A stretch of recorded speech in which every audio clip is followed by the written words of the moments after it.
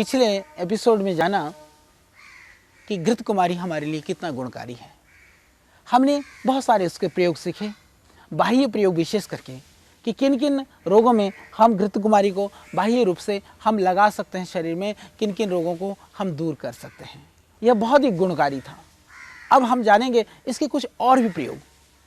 तो इस विषय में जैसा कि हम चर्चा कर रहे थे, आज पूरी दुनिया के अंदर एक आयुर्वेद को लेकर के भी एक फैशन सा चल पड़ा है। यह 4-5 रुपये में मिलने वाले जो घृत कुमारी आज विदेशी कंपनियों के द्वारा 1000 और 1500 रुपये लीटर यहाँ बेचा जा रहा है। हालांकि ये बहुत ही गुणकारी है।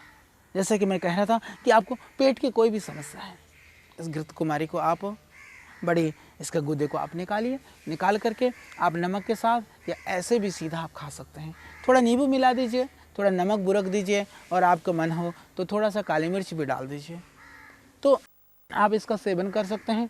उससे पेट की सारी समस्या खत्म हो जाएगी।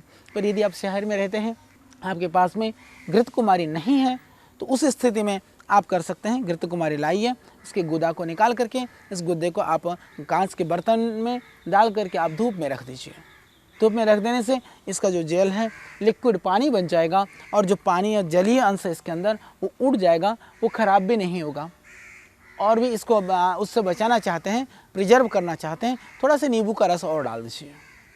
आप मान लीजिए 1 लीटर आपका घृत कुमारी का जेल है, तो आप करीबन उसके अंदर डाल दीजिए लगभग 20 ग्राम से लेकर के 50 ग्राम अपनी अनुकूलता के हिसाब से काला नमक डाल दीजिए और आप करीबन 50 ग्राम 60 ग्राम आप नींबू का रस डाल दीजिए और इसमें डाल दीजिए लगभग 10 ग्राम काली मिर्च, 10 ग्राम काली मिर्च और 50 ग्राम लगभग उसमें आप काला नमक, सेंधा नमक भी डाल सकते हैं और 50-60 ग्राम नींबू का रस हालांकि थोड़ा सा ज़्यादा डाला जा सकता है और 1 किलो घृत कुमारी का गुद्दा कांच का बर्तन है उसमें डाल करके आप धूप में रख दीजिए। कुछ दिन धूप दिखाइए, 10-15 दिन आप धूप दिखाइए, उसको हिलाते रहिए, वो लिक्विड बन जाएगा। ये आपके लीवर के लिए ऐसी औषधि आपने बना ली है जो कहीं भी बाज़ार की लीवर टॉनिक से कहीं ज़्यादा कारगर होगी। बहुत ही सरल है। यदि सुबह उठ करके आप इसको भोजन के बाद या भोजन से पहले भी लगभग 15-20 ml यदि आप पी लेते हैं प्रतिदिन, तो आप देखेंगे कि आपकी लीवर ठीक हो जाएगी, आपका डाइजेशन सिस्टम ठीक हो जाएगा और अर्थराइटिस के लिए भी ये बहुत ही गुणकारी है। तो ये बहुत सरल और बहुत अच्छा प्रयोग मैंने बताया। हालांकि आयुर्वेद में कुमारी आसव या कुमारी आसव के रूप में या कुमारी अरिष्ट के रूप में भी आसव ज़्यादा बनता है, वो आपको मिल जाएगा। वह भी बहुत गुणकारी होता है आपके लीवर के लिए, आपके पेट के लिए। इसके अतिरिक्त हम लोग स्वयं भी एलोवेरा जो जूस है वो हम स्वयं भी आश्रम के द्वारा देते हैं। पूरे देश में सेवा केंद्रों के माध्यम से वो आपको उपलब्ध होता है, आप वहाँ से ला करके भी सेवन कर सकते हैं।